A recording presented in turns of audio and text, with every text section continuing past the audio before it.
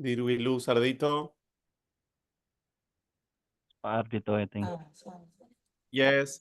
In the meantime, I'll take over while he comes back. There was a problem with connectivity.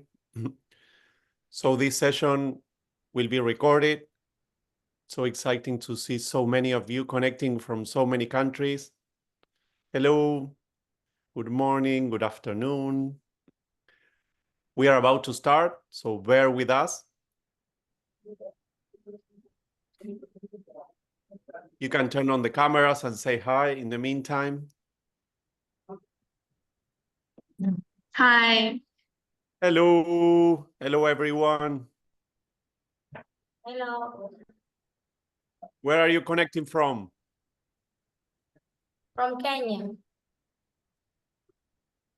Hello, Kenya. Hello, Myanmar. Hello, Madagascar. Hi, I'm from Myanmar. Hi, Hello, Myanmar. UAE. Good morning, everyone. Good morning, everyone. Good afternoon for some of you. Hi. So, faces. Hi, everyone. I'm Hello, sorry. everyone. So Ardito is back. Yes, I'm very sorry about that. No worries. We're getting ready to start. Go on, Ardito. Yeah, so welcome everyone. So welcome all students. It is a really pleasure to have all of you. It's really nice to see all of you. We saw, of course, we have been communicating by email, but it is now very nice that we can see all your face. Very fresh, very nice, very smiley. So I hope that we will have a very productive meeting today. So before we go into the substance, the content that we are going to talk about Tsunami United, there are a few things. So we appreciate if the your mic will be muted. You can turn on your video or you can turn off your video. It depends on if the bandwidth is difficult. But of course, we would be happy to continue to look at you with your video on. This is a recording. As I said, this will be shared in our website to make sure that students that were not able to join can still see the recording of what is happening through this session.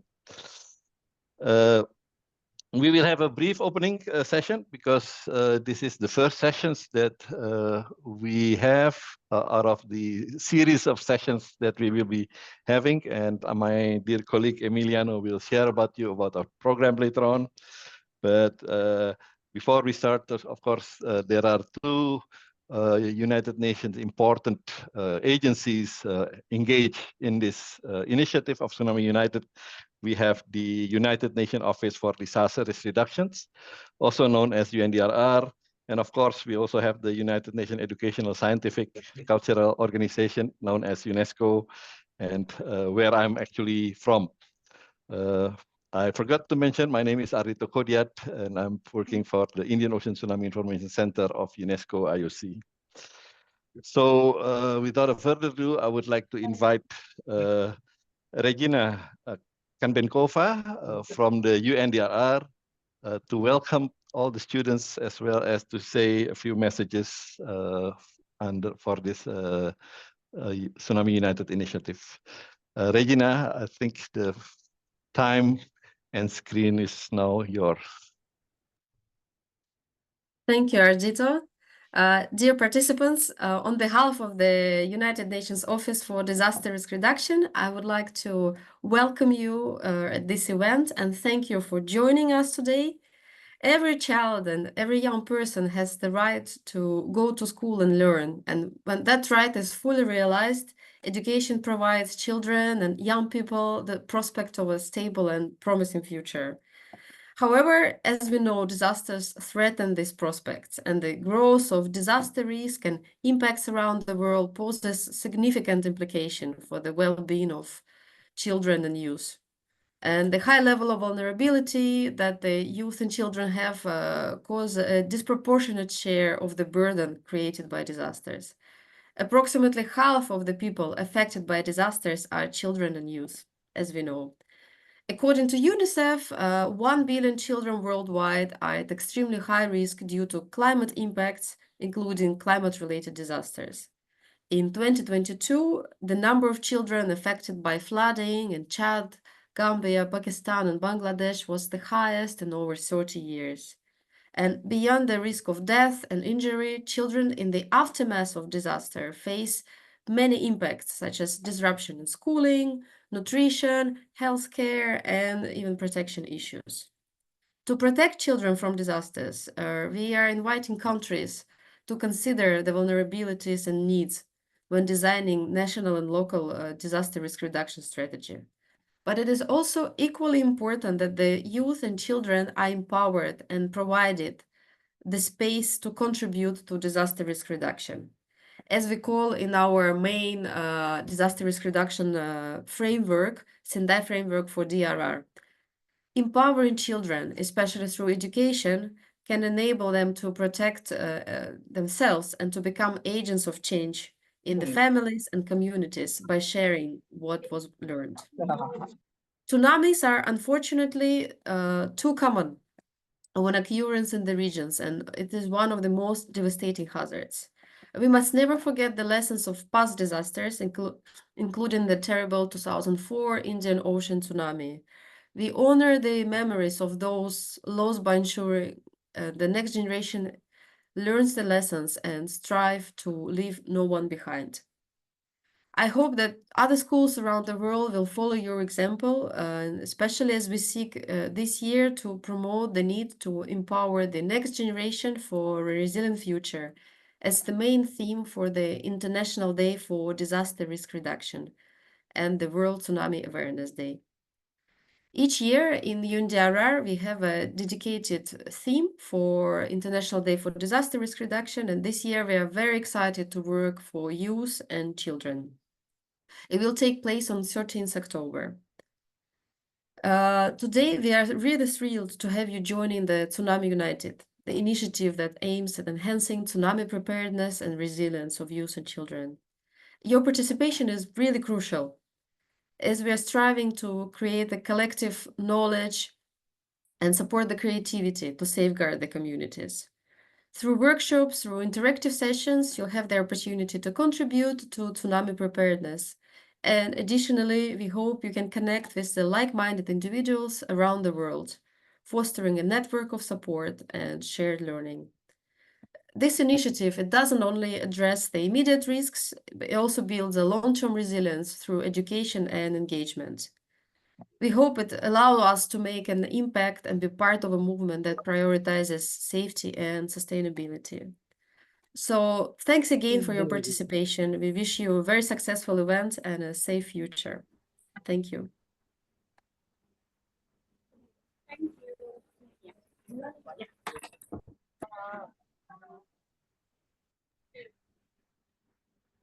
You're muted, Ardito.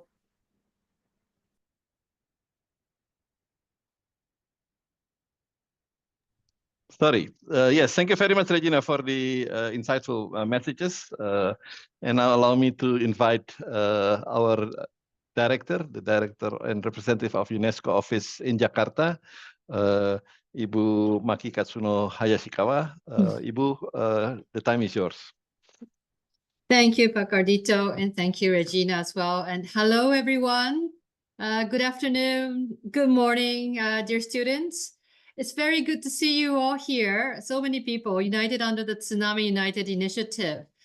You know, we're not a football team, but you are already a very powerful and fantastic team dedicated to building tsunami resiliency. Now, 20 years ago, and of course, long before most of you, or I think all of you were born, except for a few of us here, many of us were really shocked by one of the most devastating and traumatizing disasters that history has seen, the 2004 Indian Ocean tsunami. Although the earthquake happened in Indonesia, the impact of the tsunami affected almost all the Indian Ocean countries, including your respective countries. And that's why it's a concern for all of us here. After that 2004 tsunami, the Intergovernmental Oceanographic Commission of UNESCO was mandated to develop and coordinate the global tsunami early warning and mitigation system. It's one of our latest and most exciting initiatives, is the one you are now part of today. You're participating today, the Tsunami United. And we are aimed at connecting the next generation to build coastal resilience. This Tsunami United initiative is designed especially for you all. You are the next generation to take this forward. And we're very happy today to welcome 260 students who registered from 59 schools in 19 Indian Ocean countries.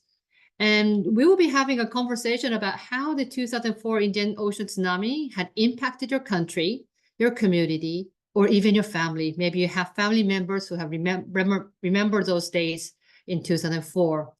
We will also discuss how your respective countries have progressed since then over these last 20 years on tsunami preparedness. Now, through this initiative, you will also learn about risk communication.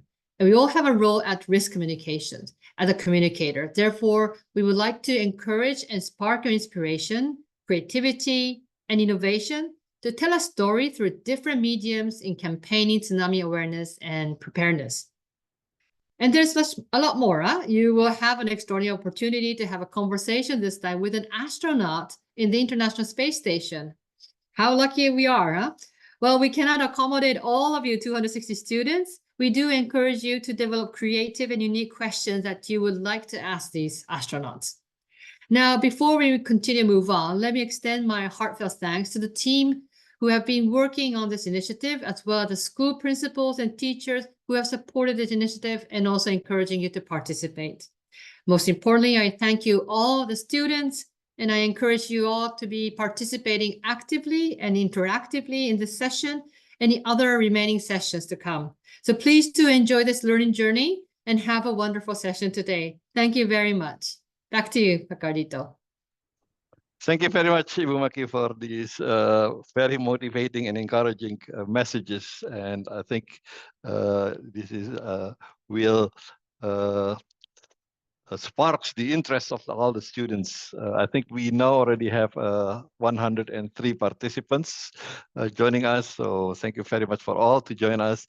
And maybe while we are all still here, maybe if I can invite just to take a few minutes for us to turn on our cameras so that we can take a picture with all the smiley faces of the students.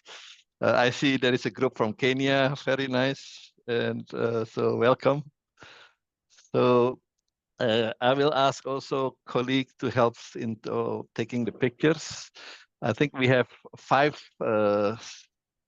sections, so bear with us in taking a few minutes to take the picture. Okay, so let me take the first one, and I'm sure the other also taking. Okay, 1, 2, 3, and smile. 3. Okay. Okay, let me just save this first. And then I will move to the next slide. And okay, move to the next slide. Okay, again, everybody smile. Let me save this one. Let me move to the next one.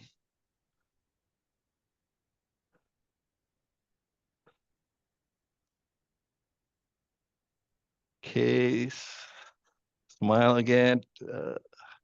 Okay, 3, 2, and 1. I think only 3 who is opening this. Let me check if the next one is also we have an opened. Okay, so I think we got everybody. So thank you very much. And with that, let me hand the mic as well as the screen to my dear colleague, Emiliano, who will take us through the journeys of this Tsunami United. Emiliano, the time is yours. Yes. Hello, everyone. It's so nice and so exciting to see all of you connected today. So I'll be using some slides and presentations to share some stories and content with you. But this will be a conversation. So this will be open for you. You can use the chat. Feel free to use it and add comments. If at some point you want me to repeat something, please, you can type, can you repeat that? So I can make sure that I repeat anything that you miss. We're going to discuss different topics, and we will open the microphone for you to talk as well in different parts. But let's start by why did we create this identity, Tsunami United, this idea that we are all a team here. We are doing a regional collaboration and getting together today to learn about the ocean, about the Indian Ocean, about past tsunamis and about future tsunamis, and all the work that's been done to reduce the risk, to be prepared. So we are a regional team and we'll be connecting for different sessions. And we think that many of you today are the future guardians of our region. So we will have a mission, which is to share what we learned today with others in the community, with others in your countries. So we will enjoy it, but hopefully this is also a good responsibility and an opportunity to talk to other people, to trigger a conversation about what we learn about tsunamis.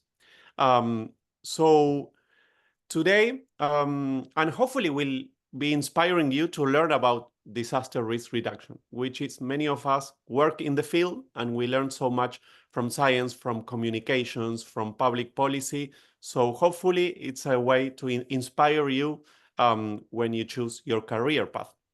So it's going to be interactive and we'll do participatory activities because today we will share information and stories, but this will also be about you telling your story and you creating your project and you're doing your research. So choosing based on what your motivations are to create a story about the ocean and about tsunamis. So today we're going to discuss the goals of the program. We're going to talk about tsunami memory. We are going to talk about how we are all risk communicators somehow in our lives. And then we will discuss how, for example, we can see our ocean from different perspectives. One of them is looking at it from space. So we will be talking about that as well. This is one of the groups. This is important. There will be another group like you. So we are even more, because we will be working in 2 different time zones.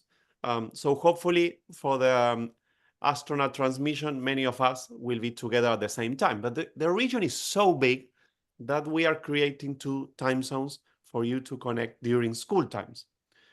There will be some activities between the webinars. This will be 4 webinars. Today is the first session. We will connect for 4 webinars and the conversation with space, which will be number 5. Don't worry about taking too much notes because this will be shared by email. So it's recorded. It will be sent to you. You can watch it again. And if some of your colleagues may miss one of the sessions, let them know this is recorded and they can still watch it. But hopefully, we are expecting all of you to come to the 4 sessions. There are some important dates. You will have them by email. So this is the session number 1. There will be 4, as I said, and we will invite you to submit your stories, submit your work during the process, but I'll tell you more about it. So far, so good. You can use your camera to tell me this is okay. If you need us to repeat something or if you have any question, you can use the chat. And at some point, we will also open the microphone. So we would like to have a look at it at the region now, because we are connecting from so many countries. I've seen faces and smiles from so many countries today. So we would like to play a bit with the Zoom. So we will open now a map for you to, and I would like you to try to type the place that you're from in the map. And this is experimental because this is interactive for many of you. If you can, please try to write. So now it's loading. And we will see a map. And on that map, you can type the name of the place that you're connecting from. You can put your country or even your town or even your village or your neighborhood or your city. But we want to have a feeling about the place that you're connecting from. And we can play around with it a bit. We are, so give it a try. So we are setting up the map now. Can you put it in big?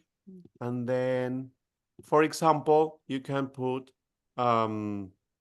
here, I'm connecting from Argentina. Can you believe? So I'm going to put Argentina.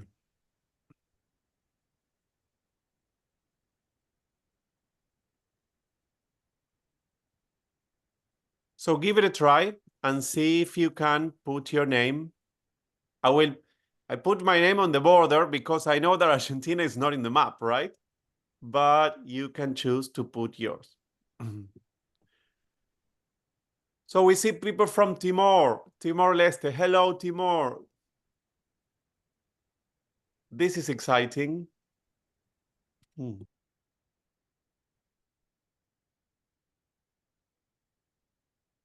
And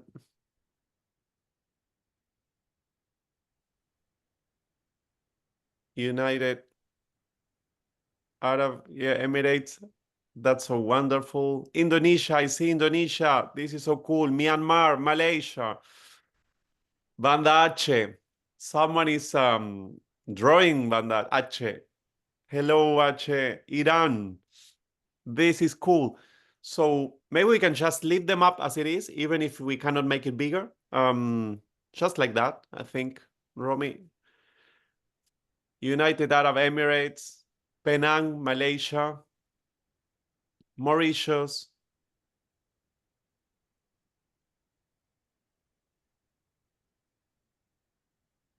The map is still moving for some reason. This is a technical issue, so don't worry about it. I'm really happy that we can see your...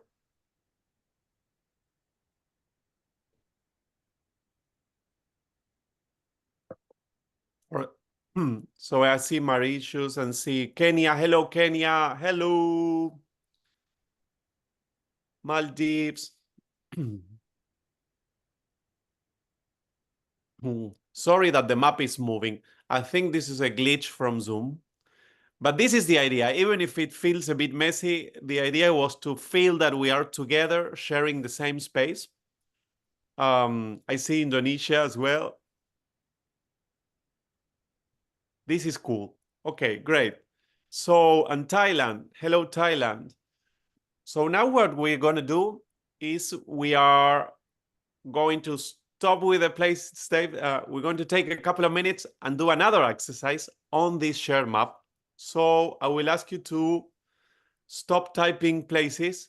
We have a beautiful map. I'll make sure that we have a picture of this because it was so challenging to invite you to engage so many countries. So now we will delete all of this and we will get rid of the map and we will see an image of the ocean. And this is super important because we know that we talk and we speak in different languages and we're going to be talking about the ocean. So I ask you not to draw and not to, someone is drawing, okay, not to draw for a moment. So we will see a picture of the ocean and I would like you to type one word or two words that you use in your language to refer to the ocean or to the sea. How do you call the ocean or the sea? When you go to the sea, when you go to the ocean, what words that you use? Loud. Okay, that's so cool. So we want to learn a bit about new languages and we want you to teach us a bit. And some of them, I'm sorry that I cannot read them out loud, but feel free to open the microphone and pronounce the word so we can learn about those words. Yeah, great. Thank you. Go ahead. Turn it on. Tasi, Tasi, Tasi. Tasi, Tasi.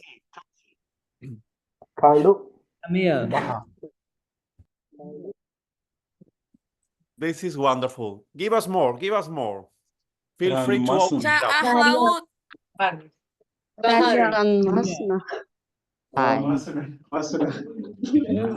We say Dario. Mohit. Dario. Dario. Daria. Daria. Iya, Caah Laut. Salah Ca- ketik, salah ketik. Caah Laut. Caah Laut from Indonesia. Banten. Yes. Thailand called Chile. Uluan. Wow. Impressive. We This is call beautiful. Tamodaya in Myanmar, like ocean. The Tamodaya. Modaya. The Daria. Modaya. Yeah. Daria. Daria. Daria. Daria. Mohit in Arabic from UAE. What is Thank you. from UAE? Bahar or Mohit? Bahar. Thailand called Chile. Bahar. This is so cool. Bahir. Al-Bahir. Okay. Al-Bahir. Laut. In South Africa, we call it Uluan. Uluan. Uluwat. Thailand called Chile. Chile. Kale.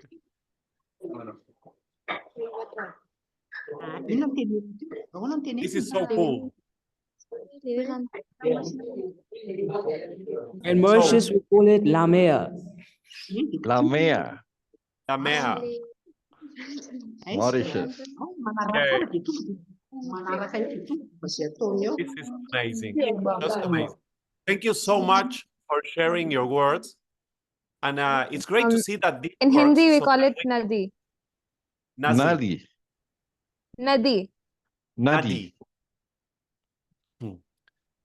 That's wonderful. So we will continue with the next exercise.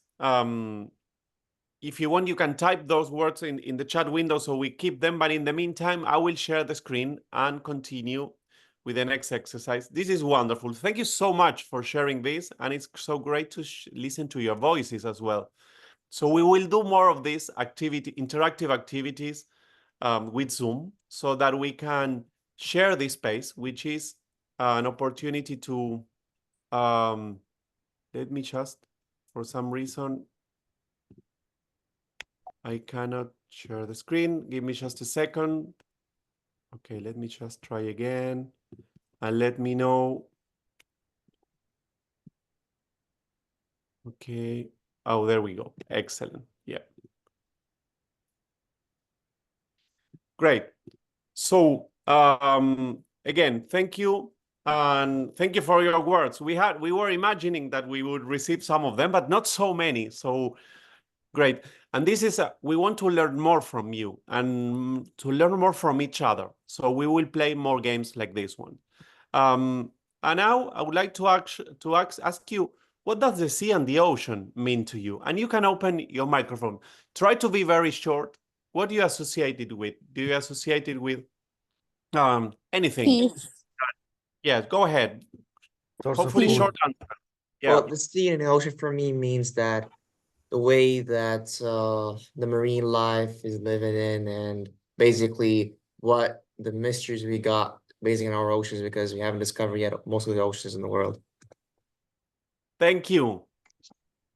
Life. What other things does the ocean mean at home, in your place, in your country, in your life? For me, the ocean means everything. It means beautifulness. It means a lot. It means the great things that happen to us. It brings a lot of joy when you go to the sea, and yeah, I think the sea is the best thing ever happened. Thank you. Thank you. Thank you so much for sharing that. Any other feelings about the ocean? For me, the sea and the ocean means like it's a place for me to feel relaxed, and it's like my second home. Very That's nice. beautiful.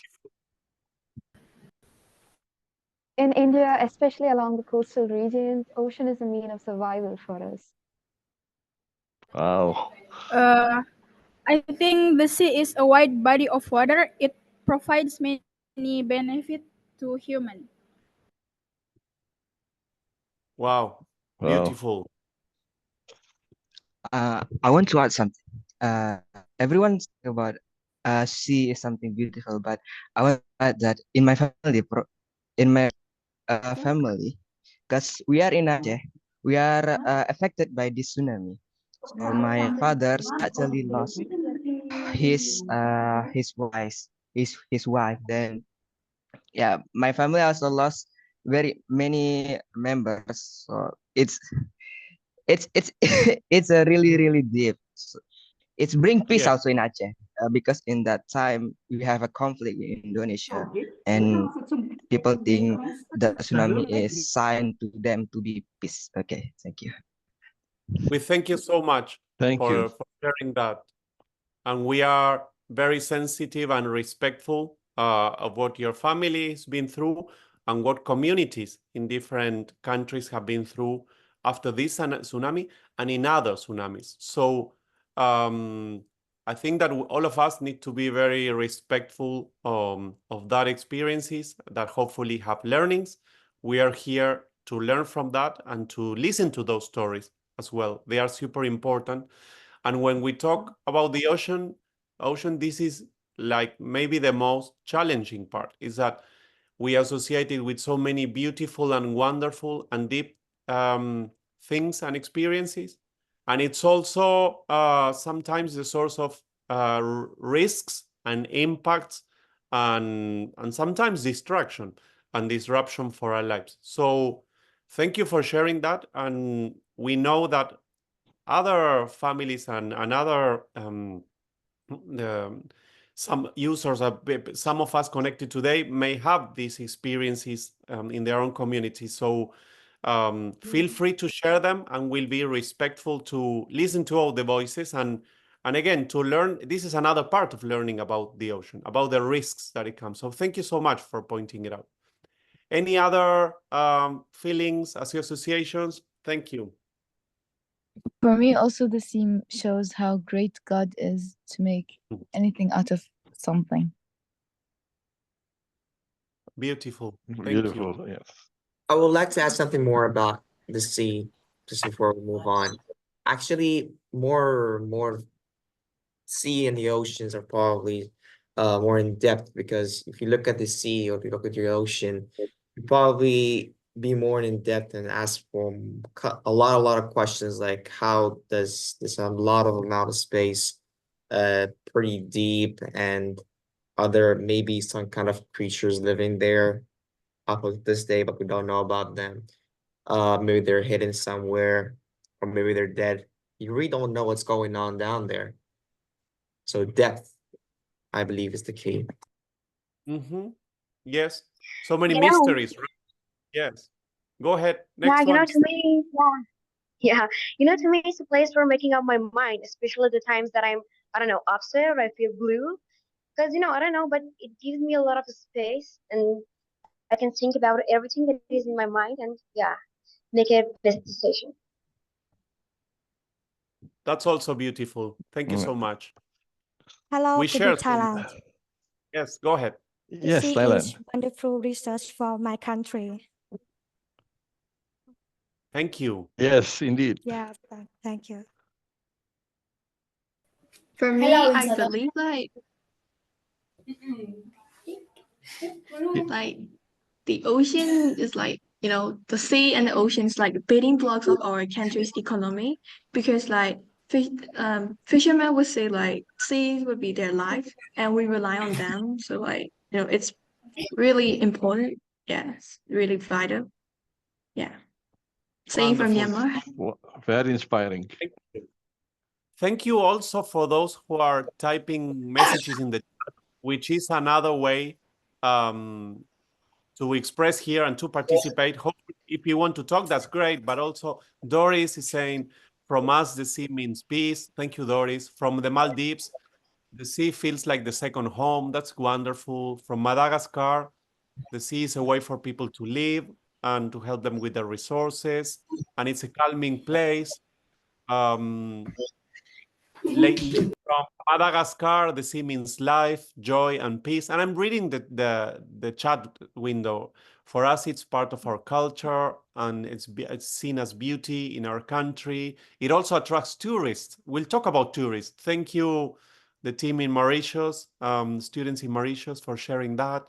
Then also Juliana, Madagascar. The sea is a source of inspiration. Ahmed, thank you for sharing those words. I don't understand the language, but if you can write in English or also open the microphone. Thank you for sharing too. All of us are united by the sea. Thank you, Ardito. So we'll continue, and we want to talk about the future. Thank you, Timor, for your comment about the ocean. Yes, thank you, everyone. Ahmed, it's quiet and peace. Thank you, Ahmed. So there's so many of you. So thank you for your comments. And we take a minute to think about what do we want to be in the future. This is a question about your future you. And of course, we will be talking about science and art. So if this is something that you're interested in, this is an opportunity to learn more. But maybe you have different dreams about what you would like to do in the future. So we have a short poll that we will show on screen. It's a very simple question that you can answer interactively. So this is going to be interactive too. So we want to be to learn about your motivation. So here you should be saying now, you should be seeing the poll, which says, the future you. What would you like to be in the future? A scientist, an artist, other professions? I still don't know. This is perfectly understandable if you still don't know. And I see the responses. This is cool. This is working really well. So we'll try to make it as interactive as possible. And everyone answered, but thank you so much. This is fast. So I'm going to ask you, those who answered other profession, which is more than the half, maybe you can type in the chat window or open the microphone and tell us a bit about that, because we are also curious. What other professions are you thinking of? I want to be an ethical hacker. Wow. That's nice. What else? I want to be a philosopher. Philosopher. Wow. I want to be a I'm- doctor. A doctor. I want to be a biologist, actually. Alma No. says I want that to be a teacher. a teacher. Yeah, I want to be a teacher. Yes, Good. that's one. And this is an I opportunity want to to say thank you to all the engineer. teachers. Can you repeat? I want to be a chemical Try again. Try again. I want to be a chemical engineer. Chemical engineer. Will be a great one. Thank you. What I I want would to like build a hotel, a beach hotel. I want to Beach be a hotel. businesswoman. And want I to want be to a be a doctor. And I will be a cook. I want to be a psychologist or a lawyer. I want to do a business. I want to I, be a biologist studying human anatomy. I want I to want be to a be a programmer because now the whole world depends on technology. Oh, wow. I want to be a singer and a philosopher Hello, for this is everybody. Kenya. I want to be a teacher. Oh, I just from become a Kenya. singer-songwriter. Thank you, Kenya. I I want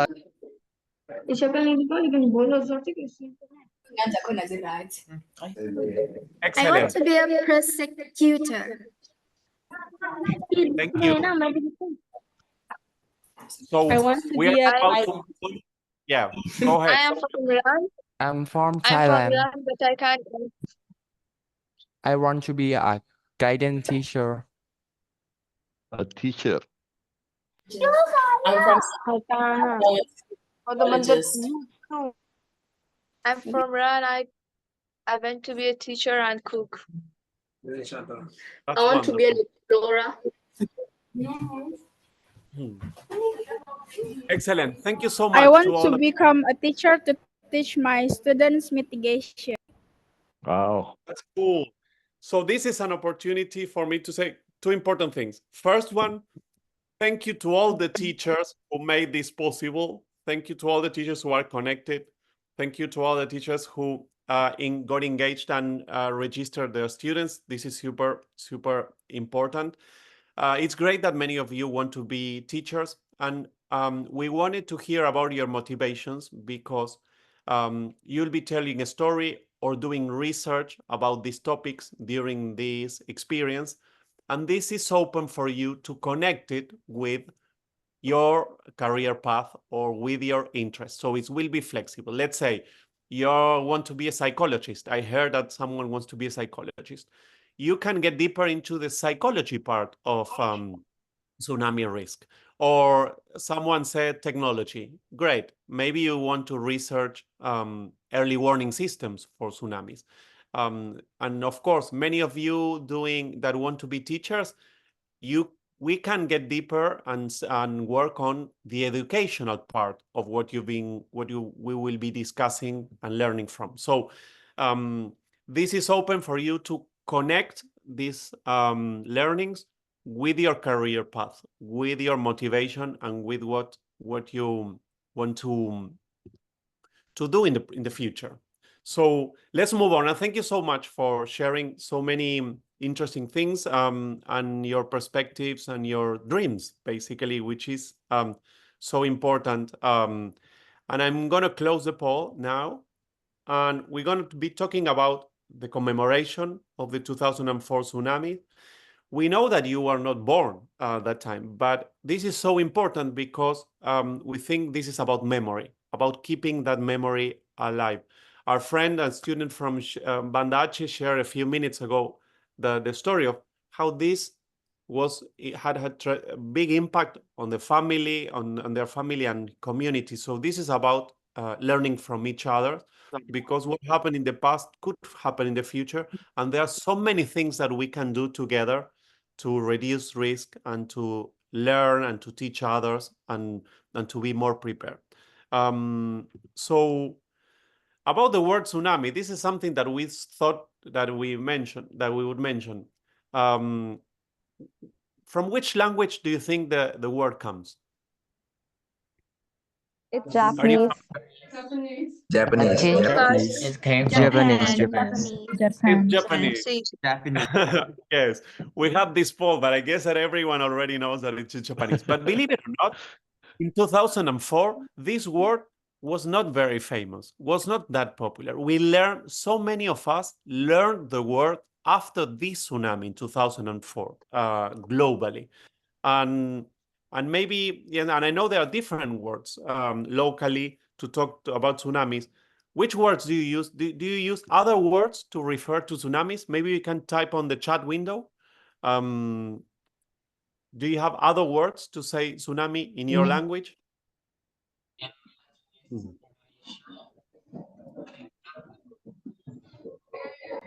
Because this tsunami word, again, it started to be used globally after 2004. Bizae, Bezae. Thank you, Geraldo from Timor. Ombak Gergasi. Thank you, Snangaela. Yeah, Beuna. Thank you, Rafi. So yes, thank you, Ahmed. And so we have words in Hindi, any equivalent in Persian. Vages Jant from Mauritius, Vagjian. Thank you so much. So yes, there's so much that we have to learn from each other. It's beautiful to share those words and those. Thank you for using the chat. And I'd like to ask you, what does memory mean to you? Because this project is also about memory. And I know it's a particular type of memory for you because you were not there. But it's still memory, for example, for the community in Bandache and and for others, right? So what does it mean to you? We're talking about memory. What are your associations? You can use the chat. You can also use the microphone. Sir, actually, for my memories for me are not just about past things. They're actually about being more into one of the favorable moments that I've actually experienced as an individual, of course, like maybe the good ones, the bad ones, those memories to really think about or having a flashback of what could have been done or what could possibly being achieved back in time, and how can I learn from that so in the future I can be better in this. Thank you so much. Thank you so much. I see other chat in the chat. Memory is like a perseverance of a certain experience. This is beautiful. I hear a bit of an echo. There we go. So something that we will always remember and never forget. So and I see Zainab that he shared, like tsunami in Farsi means earthquake in water. Earthquake in water. We will use that later on. Go ahead. Yeah. Yeah. The ability to recall something and associates it with There- specific emotion or feeling. Thank you. Yes. I think I missed one of the voices there. Can you repeat? The ability to recall something and associate it with a specific emotion or feeling. Thank you. And there was a girl saying something that I missed. Can you repeat it? Zainab? Hi. Yeah, tsunami is in Farsi means earthquake of water.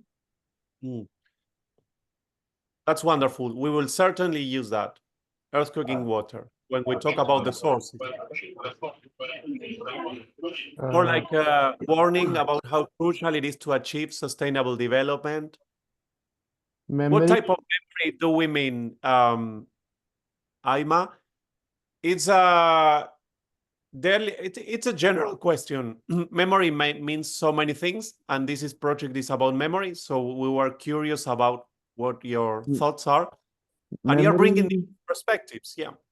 Memory is that one piece of a puzzle that our human brain requires for us to remember the most memorable For moment. me, memory is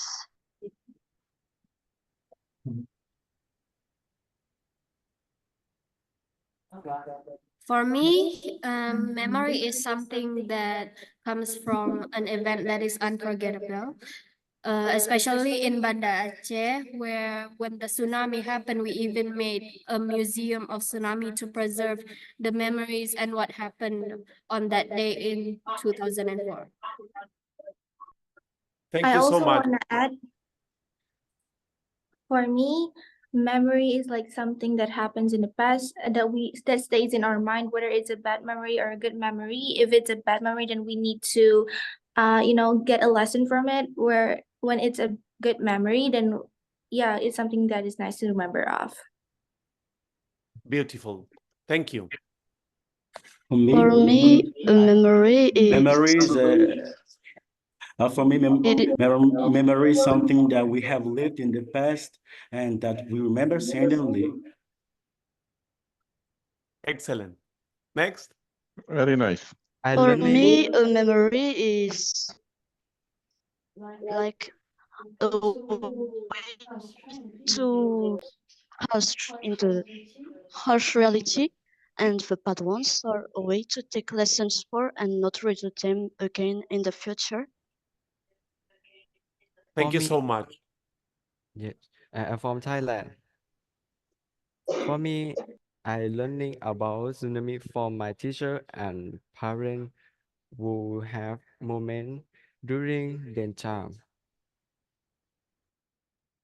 Excellent. Interesting. And may I ask you, I'm going to ask you, what does the 2004 Indian Ocean tsunami mean to you? Our friend from Banda Aceh shared a very powerful story. But then for others, it may have been something distant. So I know that we are connecting from different countries, and this very same event may mean different things.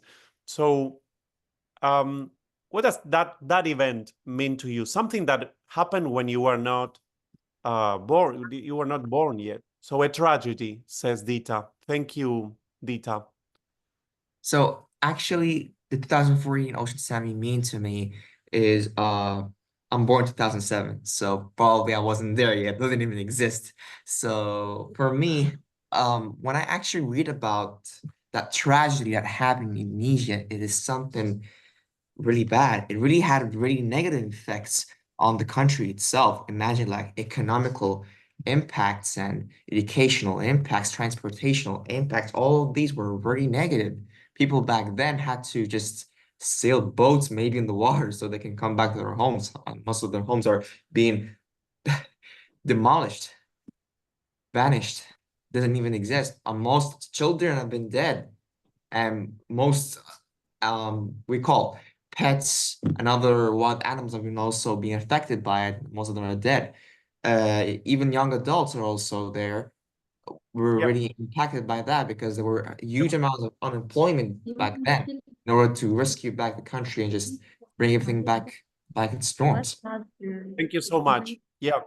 And we'll try to give a short answer so that everyone can talk because there's so many of us. But thank you. Thank you. Thank you. Go ahead, the team at Lise. Hello. For us, a memory is something we made before and that we will never forget, even in the future, and which is really difficult to forget. Yes, and that we can use it to improve our future and to do something better in the future. And we should like it because there are some memories that we hate, that we regret, but we should not do that because we made it. And yes, we made it, and we should not regret things that we made. Yep. Thank you so much. Thank you for sharing that. Thailand, Vietnam, Vanuatu, go ahead. I feel sorry for the lot at that time. If we look at the mental state of the person who has suffered a lot, we cannot deeply understand their feeling. Yep. Yeah. Thank you so much. Thank you. Amitha? Okay, I was not already born at that time, but I think that tsunami, Indian Ocean tsunami made that it is the memory for young generation and an important story for the humanity. It must be learned to the future generation to be more preparedness and to be more awareness. Thank you so much. Thank you. So I see some hands raised. Amitha from Indonesia, you want to go ahead?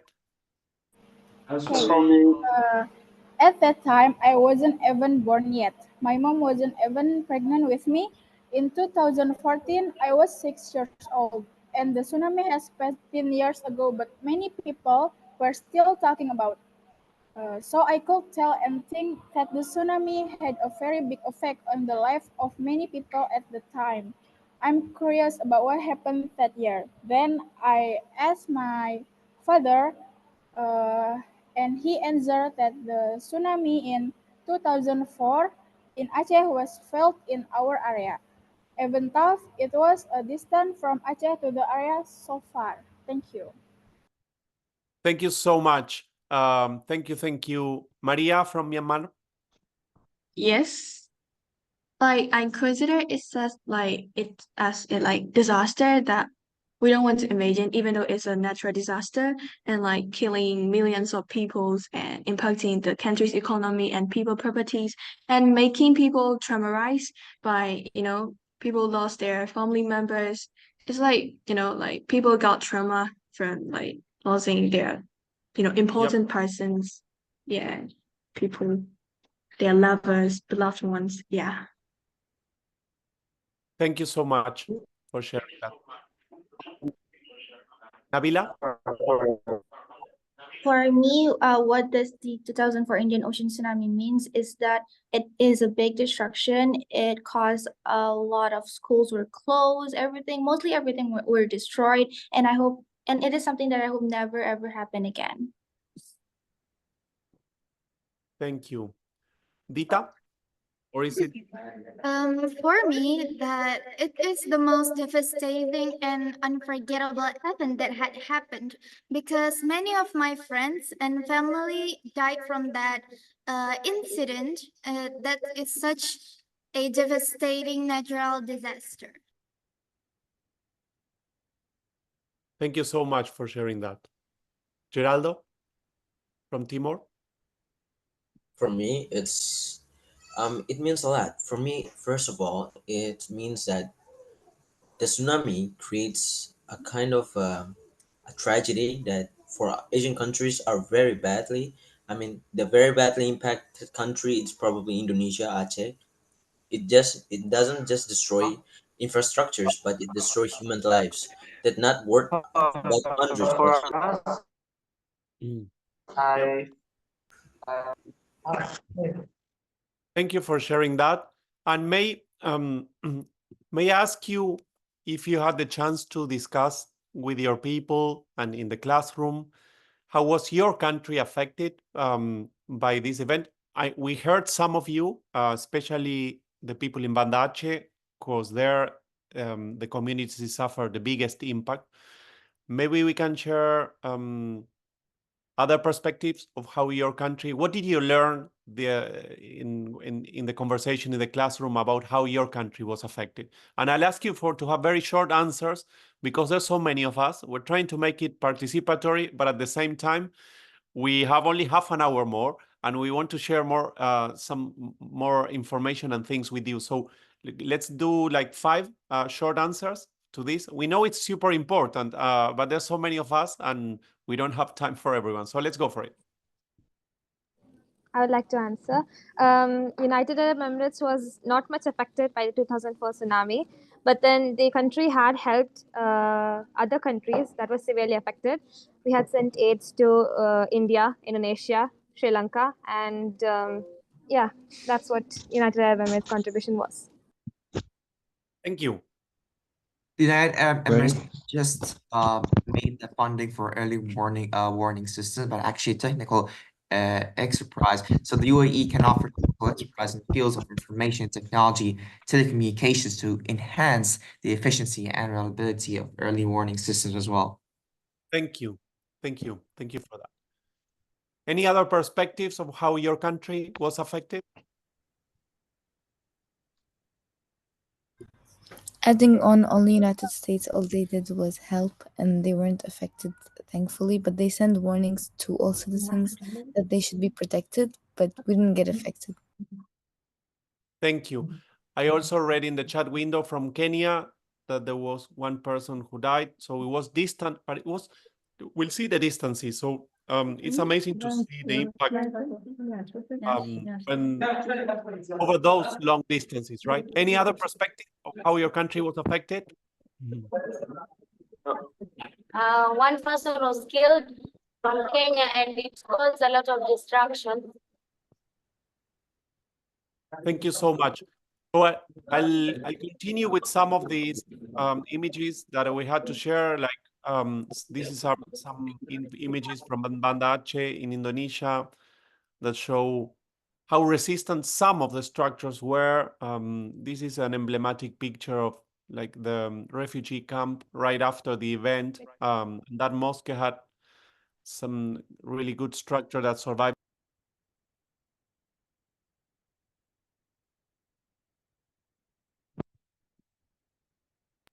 Sorry, there we go. So in the news, you will be surprised how this was a global event. Newspapers from all the countries and languages were covering this. So this was like really, really big as a global event. many tourists from different countries were also there. So many countries that are in other continents had victims, and this transformed completely so many coastal communities. And this is a before and after in some of the places. I know that you may be aware of this, but it's always important to remember how devastating this was, and how disruptive this was. And we don't want to, again, I think it's important to learn from it, because there's been so much progress since then. And we will learn about this a lot, especially in the next session, and about how we can educate so that we are more prepared in the future. But let's get just at least reflect on what caused the tsunami. And what we know is that this is caused by an earthquake in the sea, as some of you said, like the translation in Farsi language, right? So the tectonic plates at the bottom of the sea ruptured, they broke. This is the origin of an earthquake. So much energy was released. Those tectonic rupture, how those two plates released energy, they move and they accumulate energy one over the other, and then at some point this is released, and the length of the raptor was like 16 kilometers, and that triggered a massive tsunami that affected first the areas that were near the epicenter of that earthquake. And you can see in the map that this was very near Indonesia. And this is the reason why in just 20 minutes, it affected the coast of Indonesia. But then this propagated over the ocean and reached places like Thailand, Myanmar, then Sri Lanka, India, and then Maldives and Seychelles, and even Somalia and Kenya. You mentioned Kenya. So these over the hours, the energy and the waves propagated all over the Indian Ocean. So here we have some more information on how many kilometers this covered. And the waves were like really, really big in some of the places. So this is important to know. Again, not to be intimidated by it, but at least to have the information of what happened, so that we then can use this to learn more about early warning, about detection, about preparedness. So these are some references of the scale of the event, which was really large.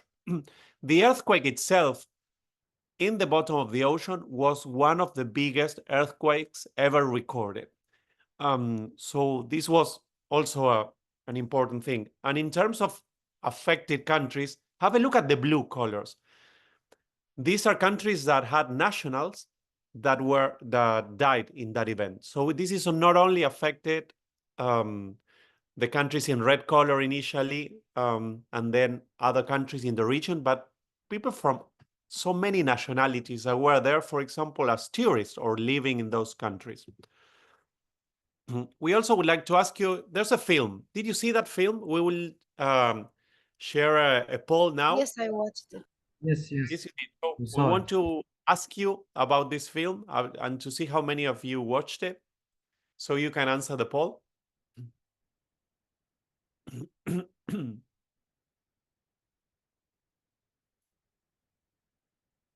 Excellent. So like a third of you watched it.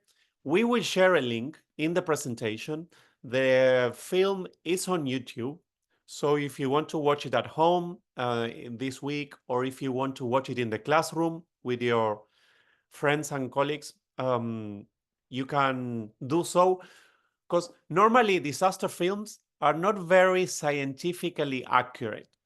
This one, we think it's really good to portray the type of to show what happened, right? So we recommend this one because it highlights the human part and also highlights what the event was like. It's from the perspective of a tourist, so this is only one perspective, and it's done from, I think it was done in the US. But if you have other films that you watched and you want to share, next time let us know. This is an opportunity. We thought we would share one.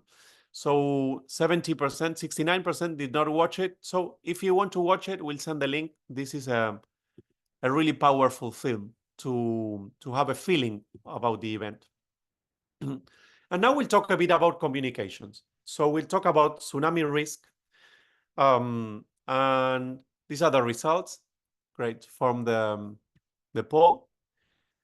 And as I said, this is an opportunity for us to talk to others in the community about what we learn, and also to tell your story through art, through science. And you mentioned other disciplines that you're interested in technology or psychology, or even just teachers.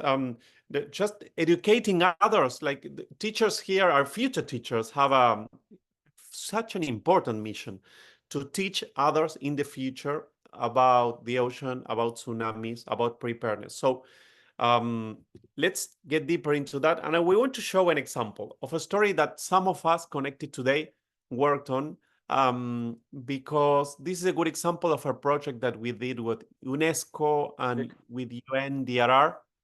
And this is a story about Martina. This all started because we read the news about Martina, and she's 24 now, I think, but she was 12 during a tsunami in Chile in 2010. She was a survivor, and she's the one that literally saved her community, because in the middle of the night, she watched the ocean. At that time, there were no early warnings. Now there are early warnings where she lives, but she realized that there was something strange going on with the ocean, and she literally banged the gong in the fireman office during the night so that everyone woke up and could react on time and go to a higher ground.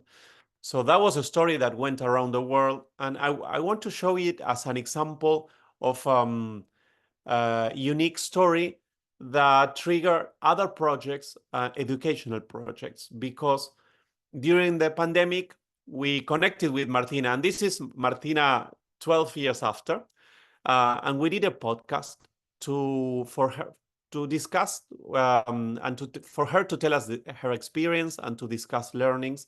And initially, this was just a voice conversation, like an audio conversation.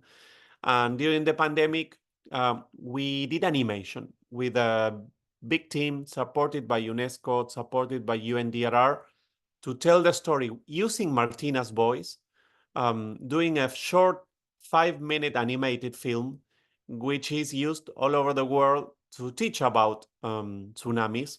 This is Martina and her father waking up in the middle of the night. This is the island of Juan Fernandez that had this tiny earthquake, but then a big tsunami, because it was in the middle of the ocean. There was a big wave that literally destroyed most of the village, but the whole community managed to go uphill. So these practices of walking to higher ground in some of your communities and have always been there for hundreds or thousands of years. And in other communities, this is a new practice. When we practice a drill and we know the evacuation zones. So in this particular story, this was possible because Martina alerted everyone. So again, we share that because it's a unique story of a student that was in the news, that then was a podcast conversation, that then was an animation, and we'll share that with you. And because this is an opportunity for us to tell our stories. And this is another story that we found that we wanted to share with you about some survivors of a tsunami that when they were children, they did drawings about that experience. And then a few years after, they took this picture when they were reunited. And they took a pictures with those drawings that they had drawn while they were much younger. So I guess that this is a beautiful community meeting in a way, and also it's about memory, right? So we thought we would share this as examples of creative storytelling and different creative ways to keep the memory and to process trauma at the same time. So there's a psychological part of it, and there's a community part of it, and storytelling is such a universal tool and language for us to also learn from each other, to share information, to tell others what happened, to learn from that, to share with others. Stories are one of the most universal and powerful media. And I'm sharing this because in these webinars, you will have the opportunity to tell a story, to hear a story from others. And of course, it can also be done through science as well. But this is inspiration for us, and we wanted to share with you. And we have 15 minutes more. So this is about seeing the region in another way, in different ways. And one of the ways that we will explore is seeing the region from space. So we'd like to ask you if you know what the space station is and what it does, because we thought the astronauts have a unique perspective of the Indian Ocean because they can have a look at such a big region at the same time, right? From space. So I see that some of you, 58%, are aware of what the International Space Station is. Some of you are not. We learned in the last years about it. It's like a flying scientific station. And the interesting thing is that it has many people from different countries. So it's truly a global scientific community that spends time in space observing the Earth. And this is what's interesting. It's not about, they are not there observing the stars. They are just observing things like, for example, our coasts. And these are pictures taken from the satellite about the tsunami inundation, the tsunami flood in Phuket, in Thailand.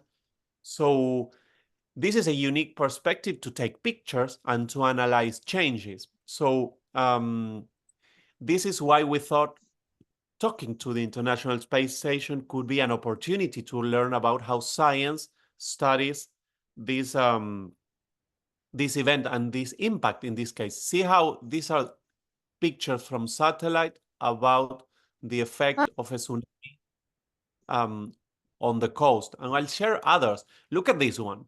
These are volcanoes, 1, 2, 3, 4, 5, like many volcanoes in Central Java, in Indonesia. And when we talk about disasters, look at how this powerful perspective brings to help learn about volcanoes. And this is about the coast, and these are the coast, that in Kenya and Somalia from space. Can you believe how beautiful that is? So it's a unique perspective to learn about the coast and to take pictures and to analyze transformations. This is a storm clouds blanket over South Africa. Have a look at it, how you can see a storm from space. So this is, again, very important. Let me just share the results because I'm seeing the poll and I close it. Great. So in a way, we are also preparing about this conversation that will happen with an astronaut in July. So we got confirmation that this is going to happen in July. We have time, but we want to talk a bit about today because we will ask you to send questions to the astronaut. The topics are about the ocean, the coasts, ocean hazards, life in the ocean and the coast that may be affected by things like tsunamis. So we know mangroves, coral reefs, animals. There are so many systems, human systems and natural systems that are affected when there's a tsunami. So this is going to be a conversation with an astronaut about these topics. It's a very short because the space station moves so fast that the conversation takes only 10 minutes because it's the time that it takes to appear in one horizon and to disappear on the other. So we will select 12 questions plus another 4.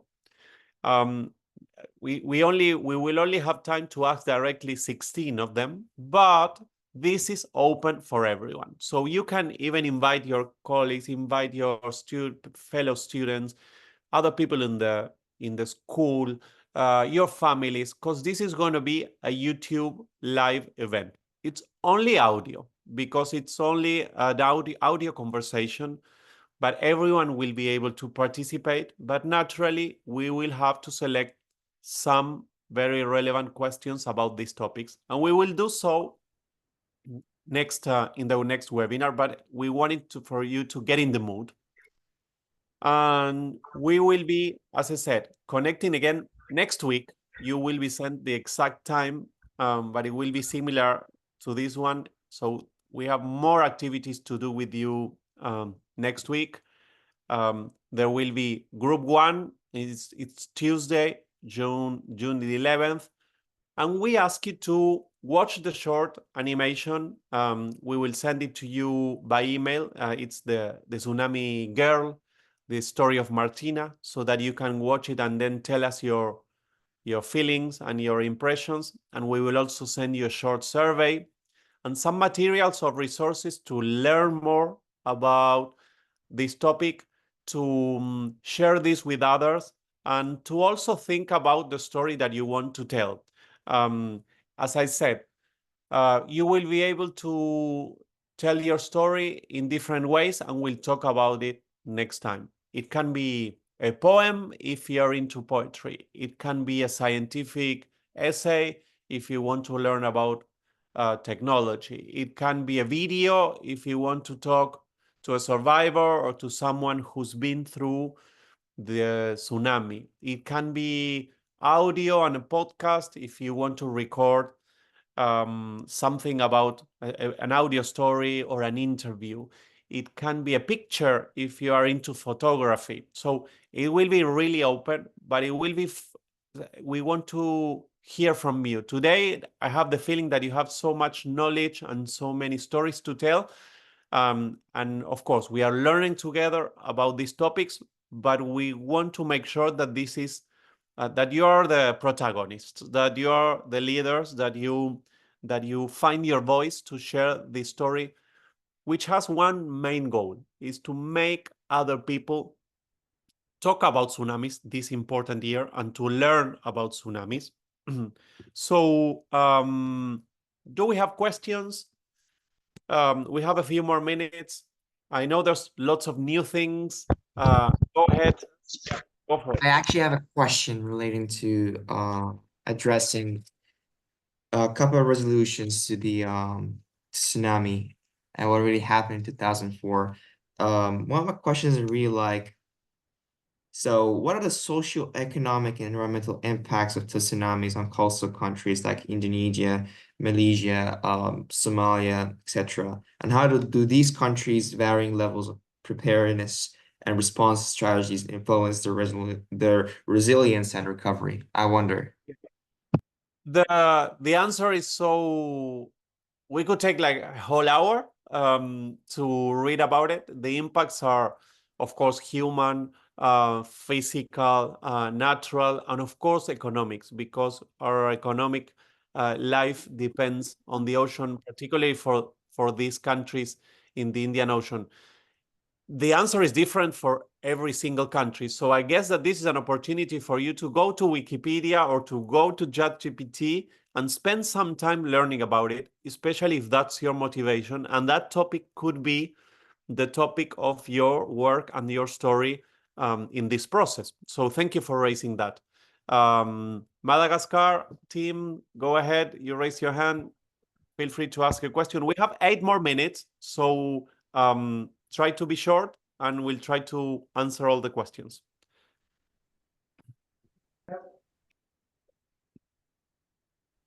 Madagascar. I don't see your name. Bonnie. Yeah. Yes, I have a question. Thank you for giving me the floor. Here in Madagascar, from the 22nd till the 27th of July is the date for our baccalaureate examination for the grade 12. So could we book the 28th for the ESS session, please? Yes. The session with ISS is going to happen sometime between July 22nd and 26th. And we don't choose the exact day and the exact time because it depends on the astronaut availability. So, but we know that it's going to happen from the 22nd to the 26th, one day that we will confirm 2 weeks before that. And it's going to happen on a weekday and during classroom time, school time. So, but then the detail, we will know that in July. We have another question from Madagascar. I'll ask you to be quick because we have 7 more minutes.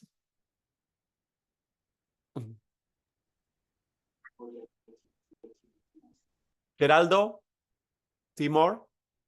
Yes, I just want to ask a question for Mr. Emiliano. Does any tsunami have impacted your country and your private life? That's a very good question. I'm in another region now in Argentina. We have not suffered major tsunamis on the Atlantic, or at least in my country, but I work a lot in Chile and with lots of friends there and different projects in Chile. And we learned a lot about tsunamis in Chile, where this is a big threat. And lots of learnings. And so in Chile, and which are our friends and neighbors, we did have. Ando, hello, Lise, go ahead. You're muted, so please unmute. When we will send to you the story.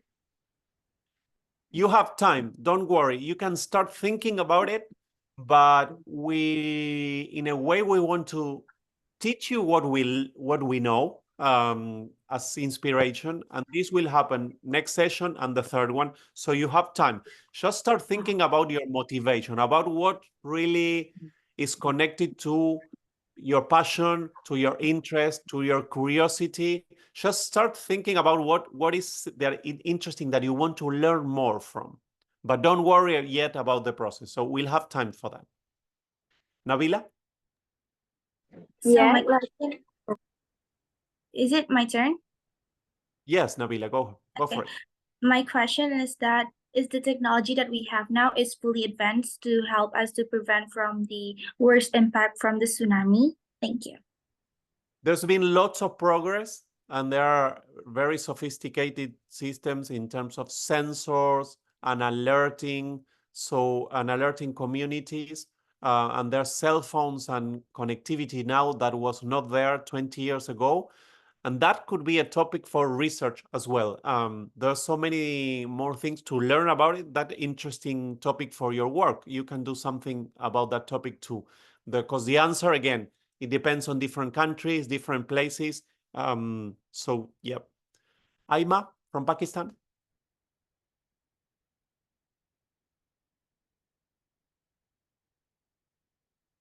Aima, you want to go ahead? Otherwise, it's going to be Kay from Myanmar.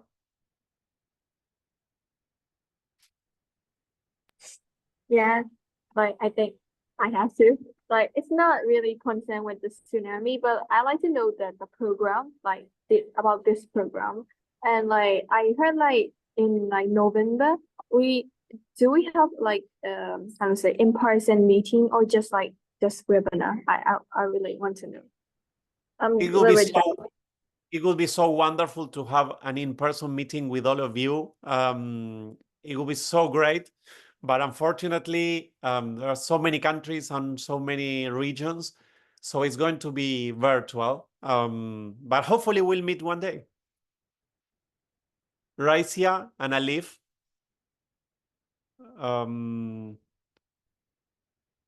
Okay, then from UAE, you asked a question already, but I would like to let the others also ask. Sarsha, in India school, Huwaiza. We would like to ask a question on what was UNESCO's contribution in the recovery of 2004 Indian Ocean affection that happened to the countries, multiple countries. one of the things that we will learn is how much work and progress these organizations like UNESCO and UNDRR have been made.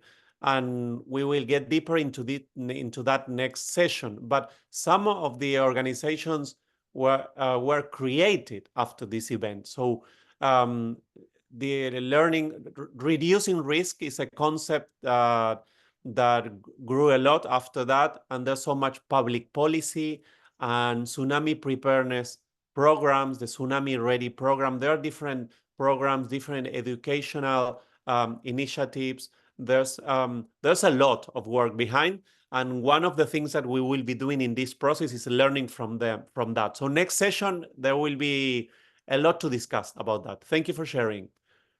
United Arab Emirates, Simran, go ahead. Yeah. The report that we have to submit. I am more like an analytical person. So is it all right to be more statistical with our data regarding the concern about 2004 tsunami? Yes, absolutely. Your work can be analytical and can be about data, as long as it's help us achieve the goal, which is teaching others about tsunamis and making more people talk about tsunamis. Then I'm sure that other analytical people and other people into data will benefit from your work. So yes, of course, more than welcome. Okay, thank you. Thank you. Raisia and Alif. Okay, so I've prepared a question before, and the question is, what were the immediate and long-term environmental impacts of the 2004 Indian Ocean tsunami? This is a huge question. I invite you to do a bit of research because we don't have time now, so that we can learn more about that. Wikipedia is a very good source for that, and there are official sources there. So these are an opportunity to do some research for next session. Thank you. There's a big, long answer, but let's learn about it together. Rafi and Farid from Indonesia. I'm sorry, I want to ask you something. May you repeat again what is the next program for the second webinar? Can you type the question in the chat window because the microphone is not working really well and I cannot understand. Or maybe you can try again because we have, this is the last minute. Mensi, South Africa.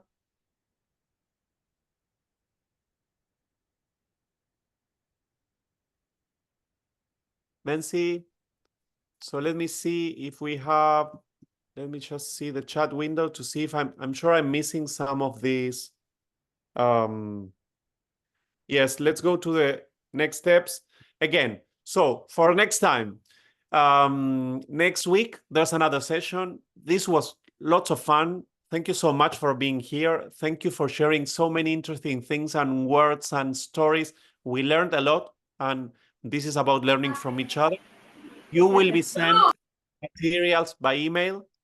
You will be sent this recording if you want to watch it again. Think about what's meaningful to you so we can connect all that information to what's important and meaningful for you so that you can make the most out of this experience. So you can just turn everyone the cameras because we're about to say goodbye. Apparently, Rafi and Farid already typed the question, but I cannot see. Let me see if I can. Okay, here we go. So Farid, sorry, next time we'll send you I cannot read the question now, but we'll make sure that we answer for next time. So turn on the videos, please, because we're going to say bye-bye. Thank you so much for being here today. It's been great to you're our new friends. And it's great to have a regional feeling of so many of you. Bye. No, can I say?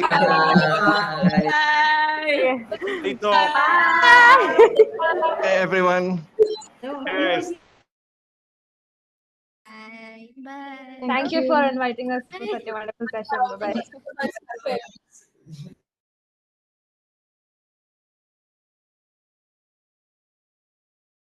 Hi, everyone. Before we leave, two things. First, during the next week, please monitor your email, visit our website. Many of the informations will be shared to you by emails as well as by website. We thank you for those who already answered the survey that we did. We have about almost 130, we have 136 responses. Unfortunately, we don't have time to to discuss about your responses, but many of the good responses. We will send you another questions similarly before in preparation for the second sessions that we will have next week. So make sure you check your emails, follow our website, check our websites of the updates, and we'll be in touch with you. So thank you very much. It was a very interesting session. And I hope everyone enjoys. I know that many of you have questions, but didn't get a chance to ask, but join us and we'll see each other again next week. Thank you. Bye-bye. Bye. Thank you. Thank you. Thank you for the opportunity. Bye. Bye-bye. Bye. Thank you. Bye. Bye. Bye. Bye. Bye. Love you all. Atur nuhun pisan. Bye. Hatur nuhun pisan.